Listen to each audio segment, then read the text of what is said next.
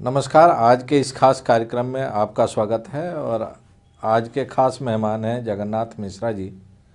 जगन्नाथ जी बिहार के मुख्यमंत्री रहे हैं, बहुत चर्चित नेता रहे हैं बिहार के और देश के, और इस समय फिर एक बार चर्चा में है चारा घोटाले को लेके। और चारा घोटाले में जो इनके ऊपर आरोप लगे थे उसमें बरी होने को लेके।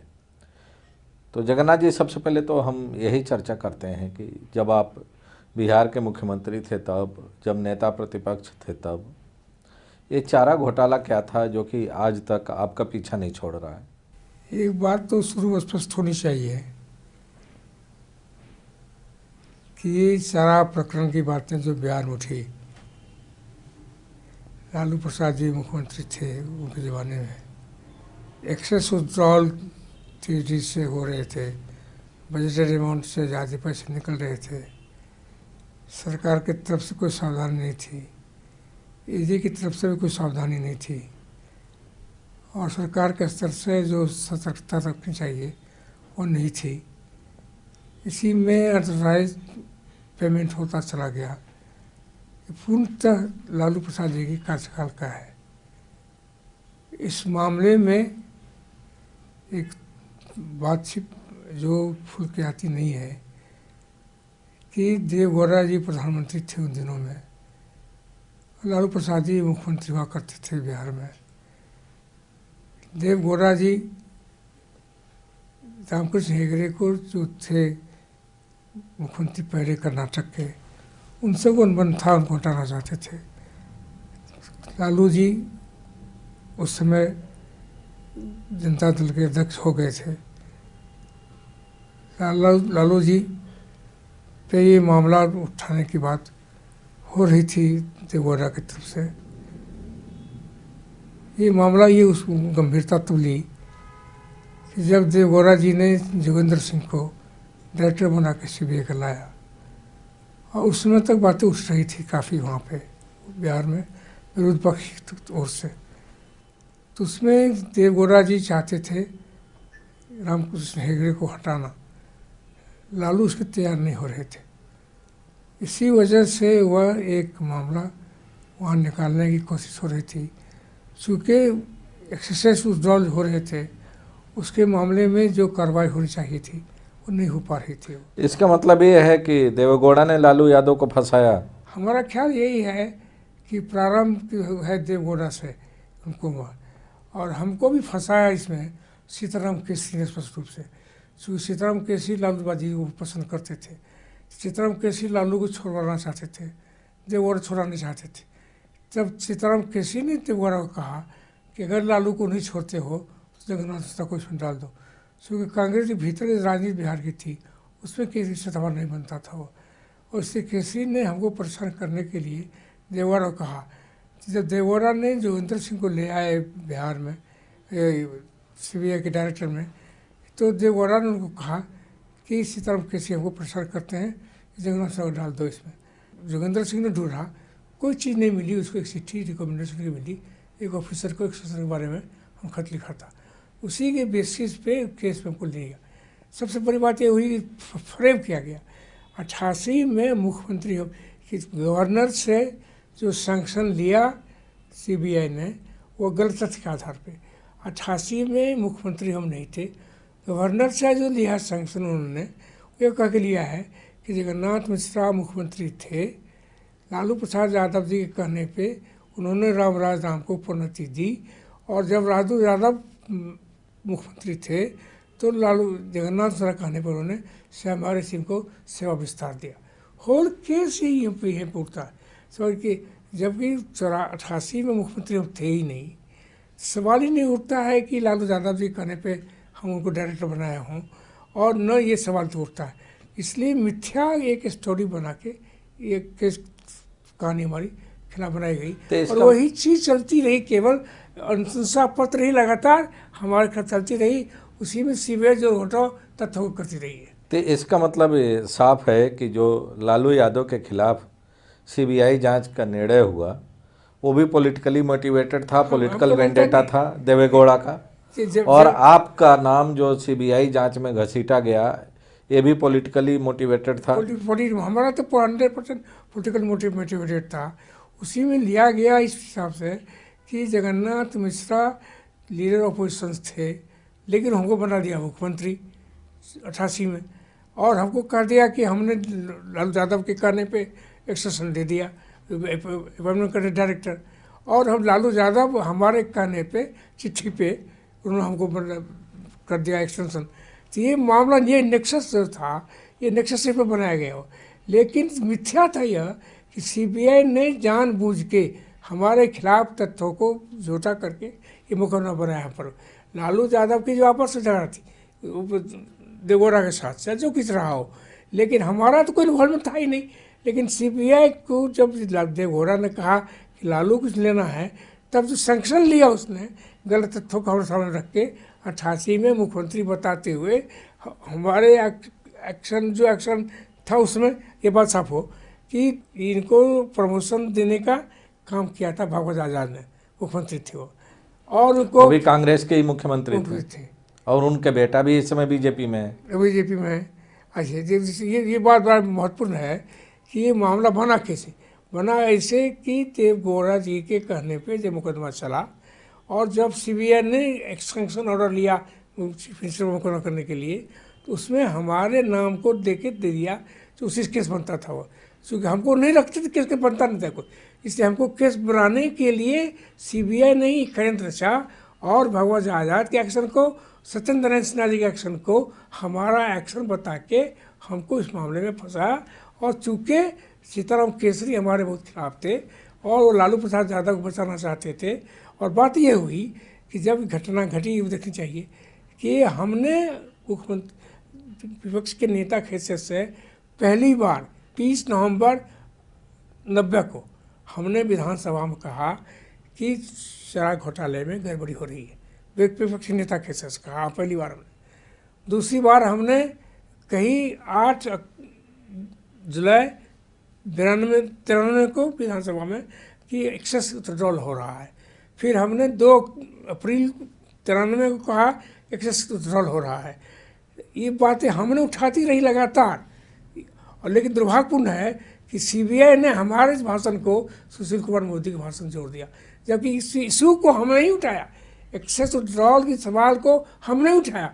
और जो आदमी की किसी तरह डायरेक्टली निर्णय होगा तो मामला क्यों उठाता, हम ही मामले को उठाते गए, लगातार उठाते गए, और हम ही ने कार्रवाई करने की मांग भी की, सीबीआई की जांच कराने की मांग भी हम ही ने करी, लेकिन सीबीआई ने जानबूझ के हमको मामले में कभी उभरते गया, क्योंकि लालू प्रसाद यादव को उनको बनाना था, इसमें उसको स्ट्रेंथन करना था उसको। तो इसमें तो एक और चीज़ सामने आई कि आपका जो एज विपक्षी नेता का भाषण था, उस भाषण को एट्रीब्यूट कर दिया सुशील मोदी के नाम से, मोदी का, और Bhagavat Jha Azad as chief minister उन्होंने सेवा विस्तार दिया था। भगवत आजाद ने उनको प्रमोशन देने का काम किया, वही प्रमोशन वगैरह दिया, और सत्येंद्र नारायण सिन्हा जी ने उस प्रमोशन डिपार्टमेंट के विरोध करने के बावजूद भी सत्येंद्र नारायण सिन्हा ने उनको दे दिया, तो उसके लिए आपको जिम्मेदार ठहरा दिया गया। तो जब हमारा नहीं था, हमारा प्रत्यक्ष पक्ष को पग था नहीं, हम ही लड़ाई लड़ रहे थे विधानसभा में, रोज ही चर्चा हम करते थे विधानसभा में, हम अपने भाषण करते थे, प्रेस कॉन्फ्रेंस करते थे, तो हम ही लड़ाई लड़ रहे थे, हम ही केस बना रहे। तो इसका मतलब तो साफ है कि सीबीआई जो उस समय के राजनेता थे उनके दबाव में काम कर रही थी। जोगेंद्र सिंह ने जो किताब लिखी है इनसाइड सीबीआई, उसमें उन्होंने जिक्र किया है कि इंतजार गुजराल ने हमको रोका कि लालू प्रसाद यादव की गिरफ्तारी नहीं करी, हमारी पार्टी क्या है, लेकिन जोगेंद्र सिंह शायद तो उसके दबाव में थे, देवगौड़ा के दबाव में थे, इसलिए इनकी बात उन्होंने नहीं सुनी और उन्होंने ये किया। ये सब सवाल ये उठता है कि सीबीआई ने देवगौड़ा के कहने पे प्रारंभ कराया, और अब के गुजरात जब उनको छूट दिलाना चाहे तो सीबीआई ने उनकी बात नहीं सुनी, लालू यादव की गिरफ्तारी कर दी।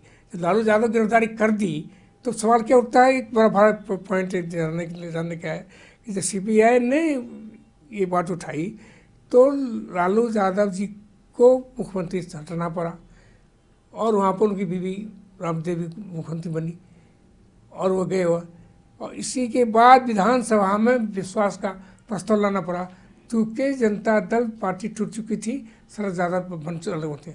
तो अब इस काम को करने के लिए सबसे कि लालू प्रसाद यादव जी को जब जेल जाना पड़ा और राबड़ी देवी मुख्यमंत्री बनी, जो विधानसभा में बहुमत का सवाल आया, शरद यादव अलग हो चुके थे लालू यादव से, और शरद यादव जी ने सरकार के खिलाफ में थे। इस सवाल को कम करने के लिए सीताराम केसी कांग्रेस अध्यक्ष है, उनसे उन्होंने समर्थन मांगा, लालू यादव जी को समर्थन दिया कांग्रेस ने। हमने विरोध किया, हम कांग्रेस में थे, राज्यसभा में थे, हमने कहा कि सुसाइडल है, अपने आप लालू यादव जा रहे हैं, जाने दीजिए। और यही मुख्य कारण हुआ, जब लालू यादव जी जेल में गए तो उनको वोट दिया कांग्रेस पार्टी ने। फिर जब दूसरी बार राबड़ी देवी को कॉन्फिडेंस वोट देना पड़ा, उसमें फिर कांग्रेस ने वोट दिया। हमने विरोध किया कि कांग्रेस के विरोध मत, समर्थन मत करिए, सरकार गिरने दीजिए, वोट होगा। यही हमारा कांग्रेस से झगड़ा हुआ। उसके बाद हम 3 अगस्त को कांग्रेस बचाओ सम्मेलन किया। इसी को सीताराम केसी ने हमको दल विरोधी करार करते हुए 6 साल के लिए कांग्रेस निकाल दिया। एक छोटा सा ब्रेक लेते हैं जगन्नाथ जी, उसके बाद इस चर्चा को आगे बढ़ाएंगे। आखिर क्या कारण था कि जो दलीय कलह थे, चाहे जनता दल का आंतरिक कलह हो या कांग्रेस पार्टी का आंतरिक कलह हो, उसमें सीबीआई का दुरुपयोग हुआ, सीबीआई का इस्तेमाल हुआ, उस समय जो डायरेक्टर सीबीआई थे उनका इस्तेमाल हुआ, और एक दूसरे से अपना स्कोर सेट करने के लिए जुडिशरी, सीबीआई और बिहार के खजाने को एक तरह से हम कहें कि लूटा गया।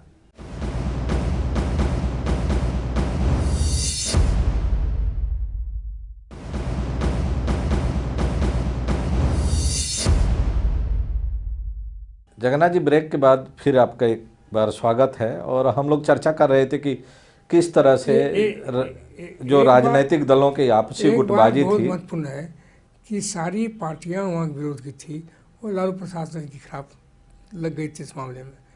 और चूँकि सेंटर का भी जोर था उन दिनों, देवोरा जी का, वो भी तो लग गया था। लेकिन ये बात बड़ा उल्लेखनीय है कि ट्रेजरी से पैसा निकल रहा ना जाए और सरकार को जानकारी नहीं हो, ये तो कमजोरी है। और एजी की हिसाब रोज जाता है, कलेक्टर होते हैं ट्रेजरी ऑफिसर, तो इतने पैसे निकल रहे थे कि सरकार की इफिशिएंसी इस मामले में साबित होती है। इतने पैसे निकल रहे हैं और सरकार को मालूम नहीं हो रहा है, एजी को मालूम नहीं हो रहा है, रिजर्व बैंक ऑफ इंडिया को मालूम नहीं हो रहा है। साढ़े 900 करोड़ रुपये निकल गए खजाने से, उसकी जानकारी विभाग को नहीं हो, ट्रेजरी को नहीं हो, ये सरकार की विफलता ही है। इसी मामले में बीच में लालू प्रसाद जी चूँकि वित्त मंत्री भी थे, मुख्यमंत्री भी थे, इससे सारी जिम्मेवारी उनकी बनती थी इस मामले में कि तहकीकात हुई क्यों नहीं, जांच क्यों नहीं हुई, क्या बात हुई, ये मामला डिटेल की बातें हैं। लेकिन ये बात सही है कि मुख्यमंत्री थे और हम तो कुछ थे नहीं, हम तो कोई ऑफिस बेरर नहीं थे, हम तो केवल विरोधी दल के नेता थे। हम सरकार के सामने में बातों रखते थे। हमने एक ही बात करी कि हमने एक ऑफिसर के बारे में चिट्ठी लिखी, एक्सटेंशन के बारे में, जो रिटायर कर रहा था। चूँकि छोटा नागपुर में काम रुक रहा था, वहाँ के एमएलए हमारे साथ मिल के आए कि काम रुक जाएगा, इसलिए एक्सटेंशन के लिए चिट्ठी ली थी। चूँकि दर्जनों लोगों को एक्सटेंशन सरकार में नियम भी है और एक्सटेंशन दिए जाते हैं। एक्सटेंशन देने के लिए हमने एक पत्र लिखा, उसमें कोई क्राइम और पत्र लिखना मिसकंडक्ट नहीं है। एमएलए एमएलसी अगर रिकमेंडेशन नहीं लिखेंगे, करना न करना सरकार का काम है, पावर हमारा हाथ तो नहीं है। उसी तरह से श्याम बिहारी सिन्हा को एक्सटेंशन देने के लिए हम चिट्ठी लिखी। उस समय तक श्याम बिहारी सिन्हा पर कोई आरोप नहीं था, कोई चार्ज नहीं था, विजिलेंस से क्लियर सब कुछ मिल चुका था। उससे हालात में उनको दिया गया एक्सटेंशन, लालू प्रसाद ने दिया, हम तो केवल रिकमेंड किया, दिया तो लालू प्रसाद जी ने। यही तो आपको लगता है कि लालू जिम्मेदार थे उस पूरे घोटाले के लिए? चूँकि मुख्यमंत्री वही थे, फाइनेंस मिनिस्टर वही थे, देखना उन्हीं को था, ये मामला ये तो था। और जो काम हुआ, एक्सटेंशन भी केवल हमारा नहीं करने, कई आदमी के रिकमेंडेशन, उन्होंने रिकमेंडेशन कर पर एक्शन किया था। जो सरकार में पर पार्टी है जिनके अच्छे सर्विस रिकॉर्ड रहते हैं, उनको एक्शन दिया जाता है, उसी तरह से एक्शन दिया। इसलिए हमारे खिलाफ केवल चिट्ठी के अलावा कोई साक्ष्य सीबीआई के पास नहीं था, किसी स्टेज में नहीं था। लेकिन चूँकि लालू जी के साथ हमारा था, हमारा केस अलग होता ही था। हम बरकैद कोशिश की कि हमारा केस लालू यादव से अलग है, वो मुख्यमंत्री रहे हैं, फाइनेंस मिनिस्टर रहे हैं, हम कुछ नहीं रहे हैं, तो हमारा इन्वॉल्वमेंट तो किसी में है ही नहीं। लेकिन हमारी बात तो सुनी नहीं गई, लालू यादव बात सुनी जाती थी, इसलिए हमारी बात तो उसको सुनवाई किसी हालत हुई नहीं। अभी पहली बार लगता है कि न्यायाधीश ने फैक्ट्स को सही रूप में देखने की कृपा की है। लेकिन लालू प्रसाद यादव जी के परिवार के लोग कह रहे हैं कि उनको भारतीय जनता पार्टी और नीतीश कुमार फंसा रहे हैं।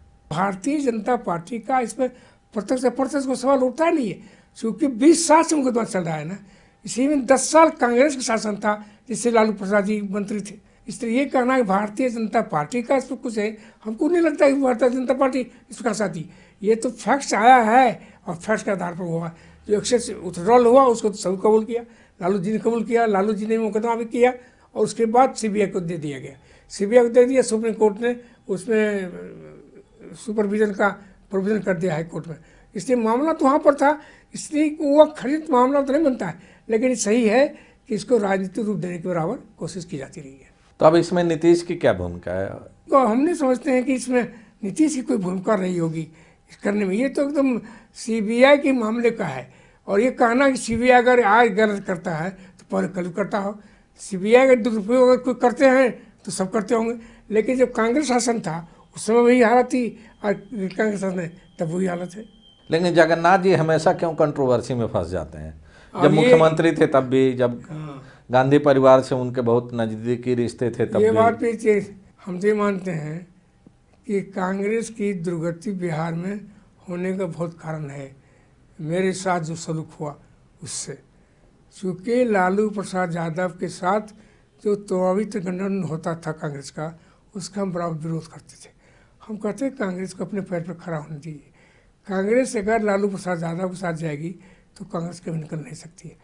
इसी बात को लेकर कंट्रोवर्सी हुआ, और हमको हम 3 बार मुख्यमंत्री थे वहाँ पे, लेकिन हमको मुख्यमंत्री से हटना पड़ा इसी वजह से कि कांग्रेस के भीतर तो सीताराम कैसे का गुट था वो हमको बर्दाश्त नहीं कर पाते थे वो। चूँकि बिहार में वर्कर का पार्टी का बहुत, जब हम 83 हटाए जा रहे थे तो 135 एमएलए हमारे साथ हमेशा खड़े थे, निकलने को तैयार नहीं थे। अरुण नेहरू गए हुए थे और प्रणब मुखर्जी गए हुए थे, एक एमएलए टस मस नहीं होने वाला था वो। इसलिए कांग्रेस जो वहाँ की थी, एल.एन. मिश्रा की बनाई हुई कांग्रेस थी, उसी कांग्रेस को हमने बनने का काम किया।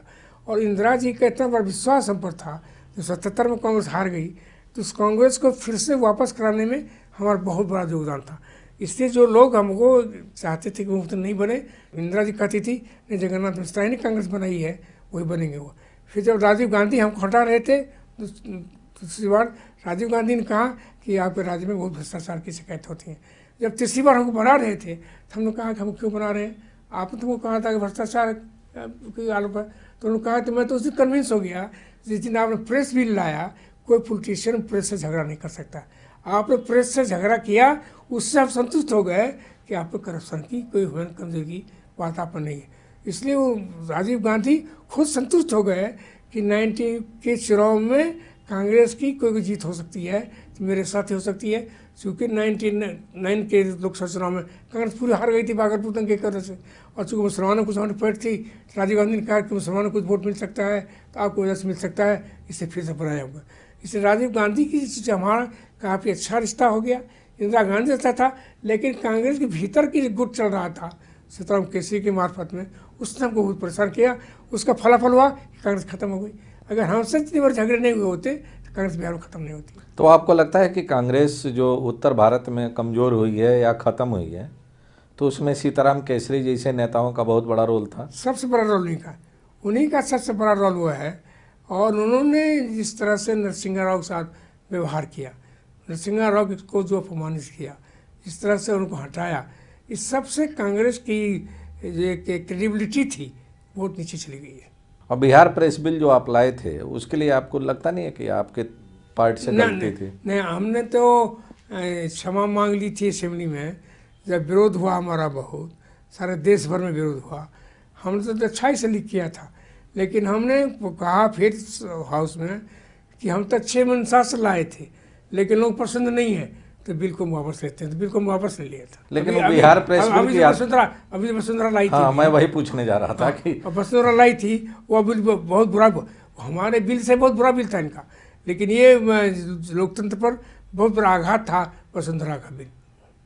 वो सब सख्त हमारा बिल नहीं था। तो वह बिल तो किसी न किसी रूप में हर सरकार चाहती है जब सत्ता में रहती है। तो क्या कारण है कि सत्ता में आते ही जो है एक अंदर से एक तानाशाही प्रवृत्ति पैदा हो जाती है? ये कह सकते हैं, चूँकि तो प्रेस लोग चाहते हैं रखना साथ में अपना। लेकिन एक बात तो हम याद करा दें लोगों को कि ये बिल पहले तमिलनाडु में आया था, उसके बाद ये बिल आया था उड़ीसा में, उसके बाद आया था बिहार में। तो बिहार उन लोगों का बिल तो अभी बना IPC में है ही है, हमारा बिल नहीं है, इसी पे हट गया है। लेकिन वसुंधरा का बिल भी अभी जो सेलेक्ट कमेटी में भेजा गया वो पर, वसुंधरा का बिल तो बहुत है, वो तो जर्नलिस्ट को जुर्माना देने का, जेल देने का, ये सब हमारे बिल में नहीं था। उत्तर प्रदेश में भी एक नया कानून लाने की कोशिश हो रही है भारतीय जनता पार्टी की तरफ से, यूपी का। हाँ, इनको उसमें भी मीडिया को लेके काफी बने हम कंट्रोवर्सी समझते हैं कि लोकतंत्र में ये किसी को नहीं सोचना चाहिए, कोई सब दिन के लिए पावर में नहीं आता है। और लोकतंत्र को खंडित मत करिए। लोकतंत्र जो हमने अपनाया है जिस उद्देश्य से, और 19 में जो हमने अधिकार दे रखा है एक्सप्रेशन का, उस पर पाबंदी लगाने की कोशिश नहीं चाहिए। ठीक है, अगर गलत होता, उसी में एक्ट में दिया हुआ है कि अगर गलत इस्तेमाल होता हो सरकार कुछ एक्शन कर सकती है, ये प्रावधान है। लेकिन सामान्यतया फ्रीडम एक्सप्रेशन पर रोक करके लोकतंत्र को मजबूत नहीं कर सकते। तो आपको लगता है कि जो इस समय सरकारें हैं जो डायरेक्टली इनडायरेक्टली मीडिया को क्रश करना चाह रही हैं या अपने नियंत्रण में रखना चाह रही हैं, वो गलत कर रही हैं? निश्चित रूप से नरेंद्र मोदी जी काम अच्छा कर रहे हैं, करें, लेकिन व्यक्तिगत स्वतंत्रता पर आघात न करें।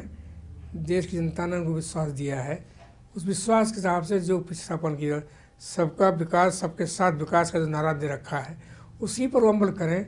सच बात ये है कि हमारे यहाँ गरीबी, पिछड़ापन, शिक्षा, स्वास्थ्य बहुत बुरा है। इस पर जितना बल दें उतना अच्छा है। बनस्पत की आंतरिक विवादों में जाएं किसी तरह से।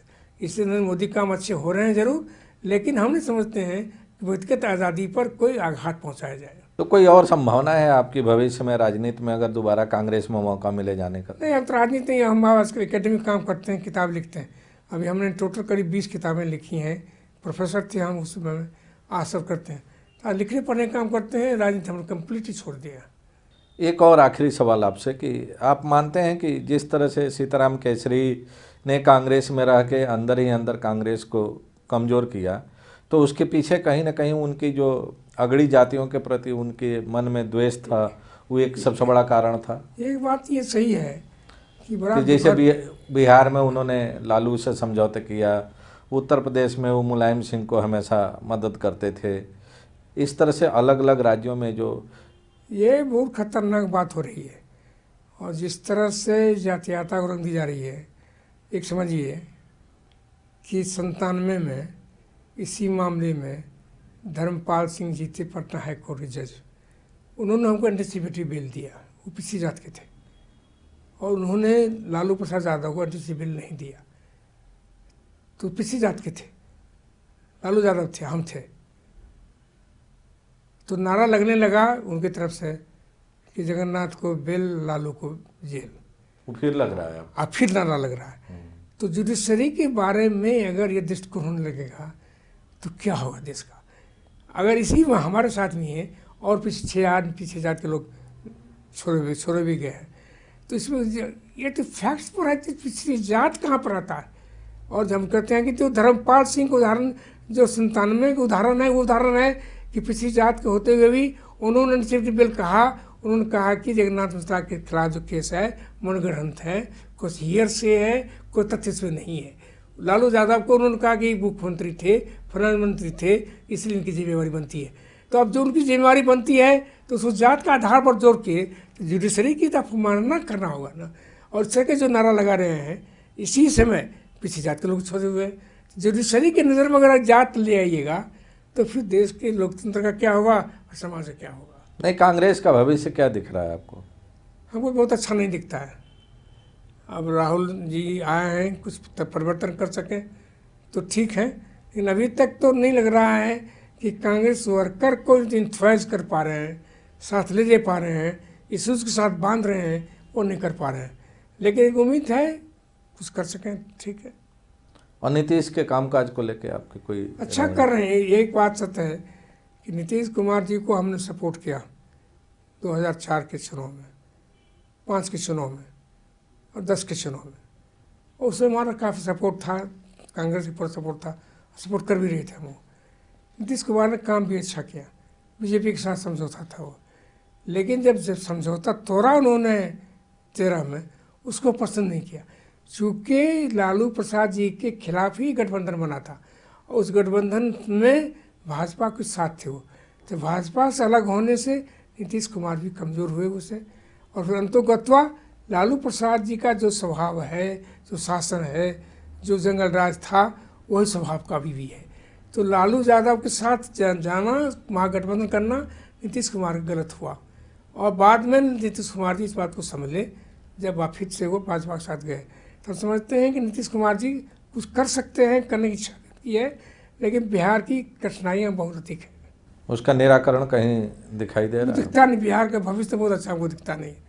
वहाँ हिम्मत लोग कर रहे हैं, लेकिन बहुत लगता नहीं कुछ कर पाएंगे वहाँ। लेकिन महागठबंधन बनाना बहुत गलत हुआ था नीतीश कुमार जी का, और महागठबंधन से अलग हो गए, ये अच्छा किया। फिर बीजेपी के साथ चले गए, एक स्टेबिलिटी हो गई, ठीक हो गया। चूँकि लालू प्रसाद जी का शासन बहुत बदनाम शासन हो चुका था उस जमाने में। बहुत बहुत धन्यवाद आपको बहुत धन्यवाद। बात करने के लिए। Thank you.